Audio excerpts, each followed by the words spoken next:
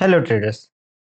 Accumulation, manipulation and distribution यानी कि AMD, इसके ऊपर बहुत सारे लोगों को डाउट रहता है। तो आज के इस वीडियो में हम उनके डाउट्स को क्लियर करेंगे। इन तीनों को हम डिटेल में डिस्कस करेंगे। Welcome all of you to my trading channel. Please watch this video till the end figure out the points and note it down to your notebook. Do not forget to subscribe our channel and press the bell icon for my latest video. तो चलिए शुरू करते हैं। चाहे smart money concept यानी कि SMC हो या आईसीटी हो, ये तीनों the power of three indicator से जाने जाते हैं। जहां मार्केट साइकिल में ट्रेडर्स के ट्रेंड को समझने में ये सब सहायता करते हैं। यहाँ पर मैंने यहाँ पर लिख रखा है, आप इसे रीड कर सकते हैं। तो चलिए अब सभी को एक एक करके समझते हैं। यहाँ पर मैंने कुछ थियोरिकल नॉलेज लिख रखा है, चाहे तो आप पढ़ सकते हैं, बट मैं आपको इससे इजी तरीके से, इजी मेथड से आपको आज बताने वाला हूँ। थियरी नॉलेज को हम वीडियो के आखिर में देखेंगे। तो अभी चलते हैं सबसे पहले एक्यूमुलेशन को। तो एक्यूमुलेशन को समझने से पहले हम थोड़ा सा प्राइस एक्शन को समझेंगे। जिनको पता नहीं है प्राइस एक्शन क्या होता है, यूट्यूब पे ढेरों वीडियो पड़े हैं, चाहे तो आप गूगल करके भी देख लो। अगर आपको नहीं पता है, मैं आपको थोड़ा सा बता देता हूँ। प्राइस एक्शन का मतलब ये होता है कि एक टेक्निक यानी कि एक ट्रेडिंग टेक्निक होती है जिससे आप मार्केट को रीड करते हो to find out the direction of price movement, यानी कि प्राइस ऊपर जा रही है या नीचे जा रही है। उससे हम प्राइस एक्शन के थ्रू फाइंड कर सकते हैं। तो प्राइस एक्शन के कुछ रूल्स होते हैं। तो उसी रूल में से पहला रूल हमारा जो रहता है वो होता है price action follow the trend. Price action हमेशा अपने ट्रेंड को ही फॉलो करता है, बट वो कभी भी एक सीधी रेखा में नहीं चलता। आप यहाँ पर मैं कैंडलस्टिक्स के बारे में बात नहीं कर रहा। आप अगर पहाड़ जो माउंटेन देखोगे तो माउंटेन वाला इंडिकेटर जो यूज करोगे तो उसमें आपको पता होगा प्राइस इस तरह से कुछ मूव करता रहता है। तो प्राइस कभी भी एक सीधी रेखा में मूव नहीं करता। जैसे कि आप देख सकते हैं, यहाँ पर मैंने एक एग्जांपल दे रखा है, $50 टू $100 यहाँ पर एक स्ट्रेट लाइन में गया है। तो प्राइस कभी भी इस तरह से मूव नहीं करता। प्राइस अगर मूव करता है तो कैसे मूव करता है? वो मूव करता है by creating new highs and new lows. वो मार्केट हमेशा ऊपर जाता है, थोड़ा सा करेक्शन लेता है, फिर ऊपर जाता है, फिर करेक्शन लेता है। मीन यहाँ पर आप अगर देखो, ये अगर अपना $50 यहाँ पर रहेगा, $50 रहेगा, तो प्राइस यहाँ से $50 से वो मूव करेगा सबसे पहले यहाँ पर $60, $60 मूव करेगा। देन अगेन प्राइस मूव करेगा यहाँ पर $70, देन यहाँ पर मूव करेगा यहाँ पर लेट बी में भी यहाँ पर आ जाएगा अपना $90, $90। तो प्राइस कुछ ऐसा मूव करेगा। तो bye creating new high, creating new लो, प्राइस हमेशा इस तरह से मूव करता है, ना कि सीधी रेखा में। तो अब बुलिश ट्रेंड में आपको इस तरह से देखने को मिलता है, higher high higher low, higher high higher low. Then down trend में आपको देखने को मिलता है lower low, lower high, lower low, lower high. तो this is not a price action class. हम प्राइस एक्शन के लिए अलग एक वीडियो लेके आएंगे। तो प्राइस एक्शन में हमें तीन तरह के ट्रेंड सिखाए जाते हैं। सबसे पहला आ जाता है ये अप ट्रेंड, दूसरा आ जाता है ये डाउन ट्रेंड, तीसरा आ जाता है अपना साइडवेज ट्रेंड। तो यहाँ पर आप क्या नोटिस कर पा रहे हो? जैसे कि आप देख पा रहे होगे, एक रेजिस्टेंस जोन है यानी कि एक सप्लाई जोन है, नीचे हमें एक सपोर्ट जोन यानी कि एक डिमांड जोन देखने को मिल रहा है। तो प्राइस सिंपल सा काम कर रहा है, resistance to support, sorry, support to resistance, resistance to support, ऐसा ट्रेड कर रहा है। तो अगर यहाँ पर आपको देखने को मिलता है प्राइस जब भी अपने सपोर्ट लेवल पे आता है तो वहां से ट्रेडर्स बाइंग कर रहे हैं, तो जब प्राइस रेजिस्टेंस पे आता है तब ट्रेडर्स सेलिंग कर रहे हैं। तो इसी तरह से प्राइस जो है एक साइडवेज मूवमेंट में चल रहा है।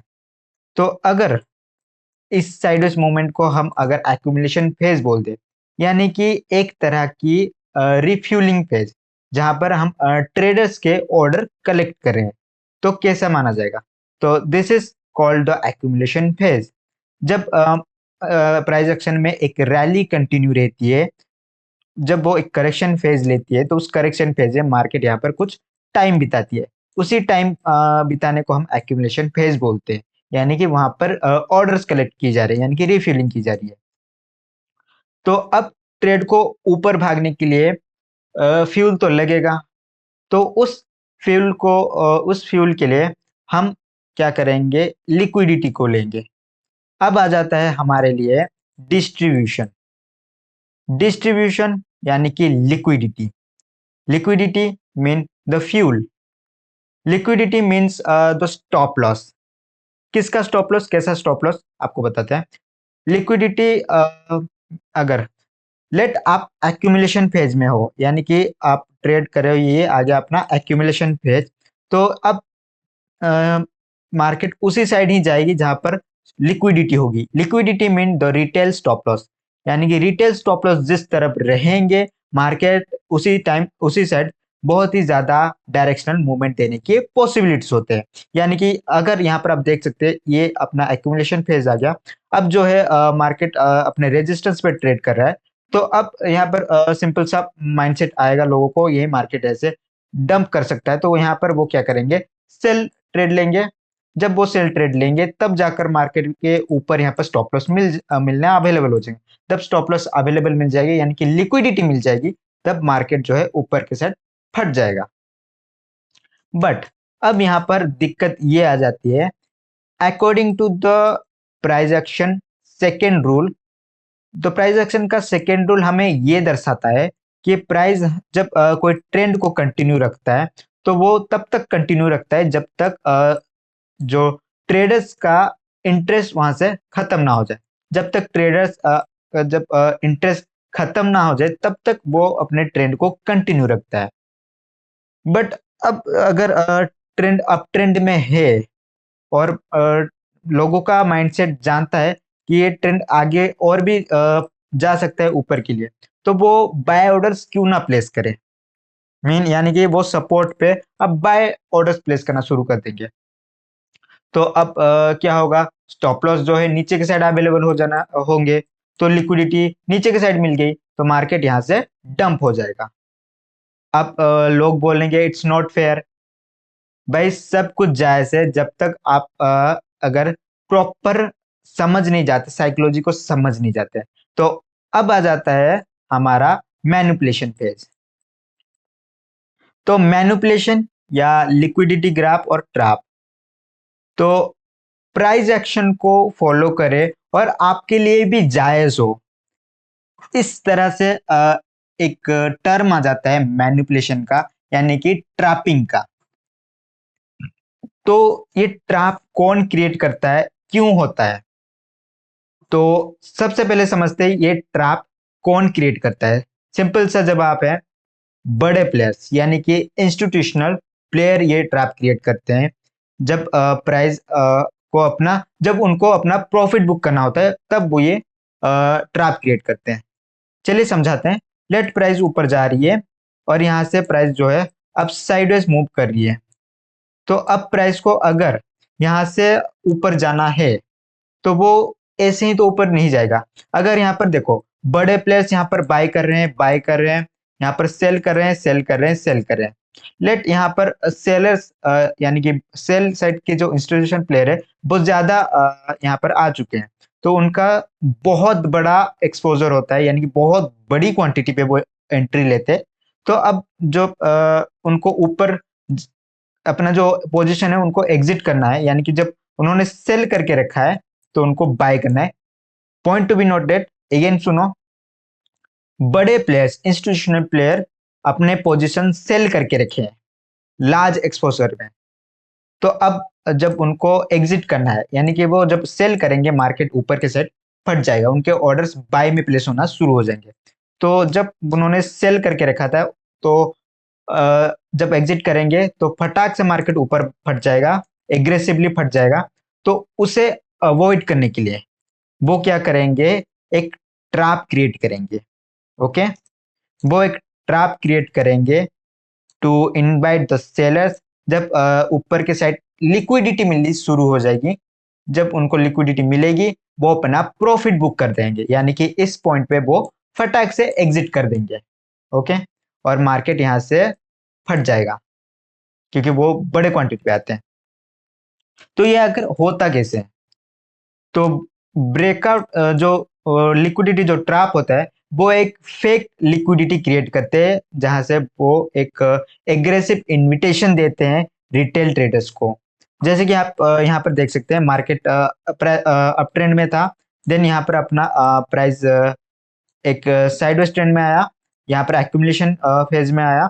देन यहाँ पर मार्केट को अगर ऊपर के साइड जाना है, अपने पोजीशन एग्जिट करने हैं, तो यहाँ पर वो क्या करेगा, एक ट्रैपिंग क्रिएट करेगा, एग्रेसिव गिरेगा, सेलर्स को एंट्री दिलाएगा। सेलर्स फटाफट से इस ब्रेकआउट को देख के एंटर करना शुरू करेंगे, और यहीं से ही मार्केट ऊपर की साइड फट जाएगा। अब यहाँ पर लोगों का सवाल ये भी आ जाता है कि इसे देख के सेलर्स क्यों एंटर होंगे।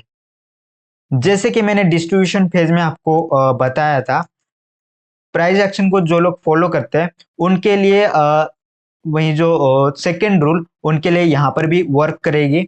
जब मार्केट इस साइडवेज मूवमेंट में आ जाएगी, तो उनका जो माइंडसेट है वो अब रिवर्स वर्क करेगा, यानी कि वो अब ऊपर का ट्रेड ना लेके नीचे का ट्रेड लेंगे, क्योंकि मैक्सिमम ट्रेडर्स ब्रेकआउट ब्रेकडाउन ही ट्रेड करते हैं।